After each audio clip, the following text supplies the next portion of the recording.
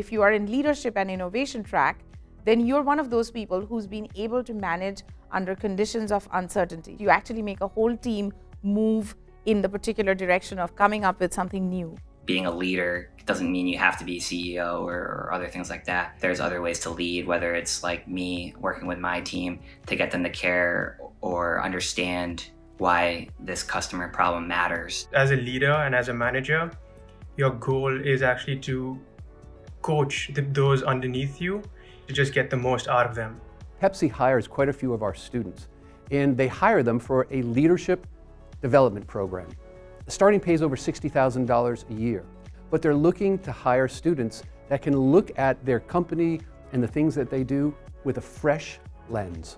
Train our students to have a great toolbox, and from that they can pick the appropriate style for the context so they can be effective no matter where they go. It's helpful to kind of think back to some of those management styles and adjust to their personality. It's what's going to be best for them and for your relationship with them. I was an accelerator at Bryant Ventures, which is a group of entrepreneurs at Bryant who either want to start their own company or they already run their own companies. Clubs like Bryant Ventures, they bring together individuals who are entrepreneurial in nature, and that's what helps everyone synergize from each other.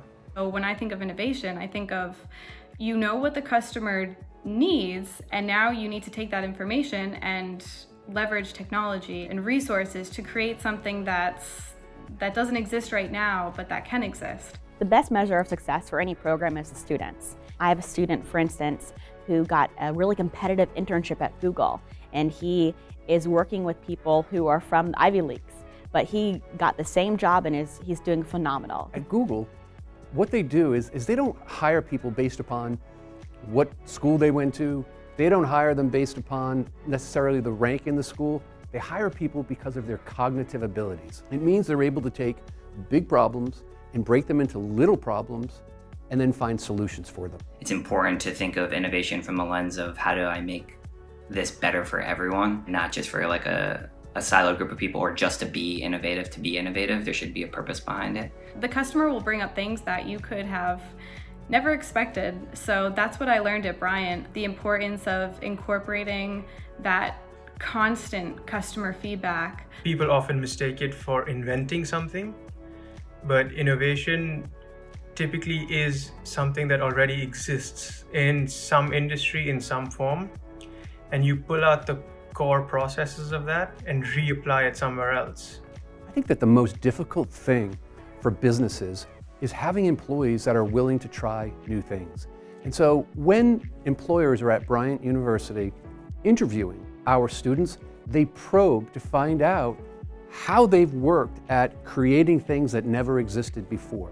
The first class to the last class, they are leading in teams, they are working with real organizations, they are solving real problems. We're paired with mentors who were in a leadership position in a big company, and they were able to, tell us how to navigate the corporate world. We actually worked with Amica Insurance on a project, how they can onboard more millennials and Gen Zs. We worked directly with the company, we got to know their pain points, where they think they need to improve. So I was in that class in 2011 and apps still weren't really a thing, iPhones still weren't really a thing. One of the ideas that we proposed for Target, which seemed crazy at the time, was like a pickup and delivery service app where people could like place their orders ahead of time and then go and like pick it up. Now there's like many businesses that do that alone. Many of the employers that hire our students, they hire specifically from leadership and innovation. And they do that because they're looking for students that are able to deal with ambiguity within their organization, but also you're trained for many different jobs, whether it be project management, whether it be sales management. And I think there's bringing new ways to approach problems and to think about things and bring a different perspective that's maybe not all profit focused and is more customer focused or people focused is a good thing. Designing my class based on what's in the news and what current dilemmas we can talk about in class to make it more tangible.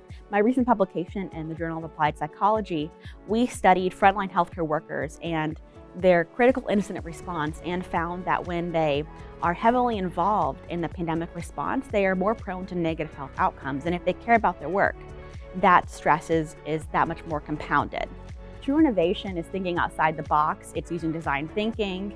It's being empathetic with your user, and we teach that at Bryant. Everything we do comes back to the customer, and what can you do to make that experience better? That's the number one thing that is going to drive your success.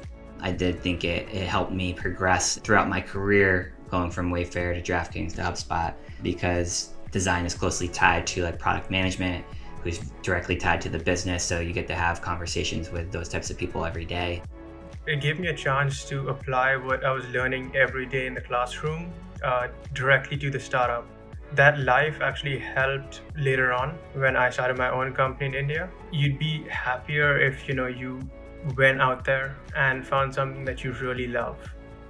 Because at the end of the day, that's what's going to drive you to get up in the morning, to go to work, to start your own company, to do what you love.